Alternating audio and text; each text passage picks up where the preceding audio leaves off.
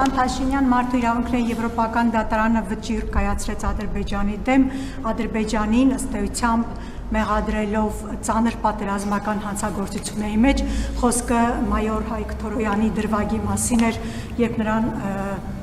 տանջամահ արել, խոշտանգել էին, այնուհետև գլխատել, այսինքն փաստացի միջազգային դատական այցանը փաստում է, որ Ադրբեջանը պատերազմական հանցագործություն սանձազերծած երկիր է, իրականացրած երկիր է եւ ինքն է հարձակվել հենց Արցախի վրա ու սանձազերծել պատերազմը։ Հիմա այս պայմաններում կան նաև դրվագներ Հայաստանի տարածքում, բացի 44-օրյա պատերազմից նաև Հայաստանի տարածքում էլ կան նմանօրինակ դրվագներ, երբ նման գազանություններ են գործելու հանցագործություններ ադրբեջանցիները, դուք նախորդ մեր հարցերին ի պատասխան ասում եք, որ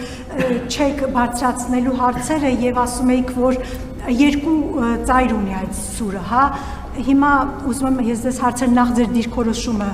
հայկական կողմից կարծես մի այդ այս վճռին արձագանք չի եղել, երկրորդ ինչպես եք այս պայմաններում, երբ միջազգային դատական այցանը փաստում է թե ով է հանցագործը, դուք հավասարության նշան դնում հայկական ու ադրբեջանական գործողությունների միջև եւ երրորդ ընդհանրապես պատրաստվում եք հետագայում այս հանցագործություններին հետամուտ լինել եւ հանցագործներին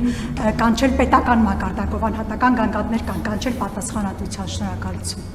Ես Հայաստանի եւ Ադրբեջանի գործողությունների միջև հավասարության նշան երբեք չեմ դրել,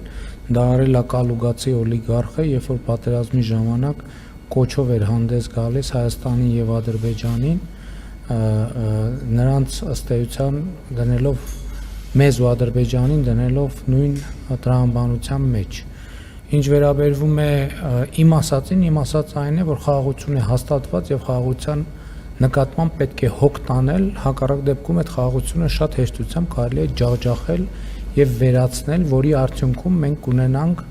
այլ բազմաթիվ դեպքեր, որոնք ենթադրում եմ Ադրբեջանն էլ կունենա, որ հետո ստիպված կլինենք միջազգային ատյաններում հետամուտ լինել։ Միջազգային իրավական ինստիտուտները աշխատում են եւ դա նորմալ գործընթաց է եւ պետքա տեղի ունենա եւ դա մեր գնահատականը չի փոխում։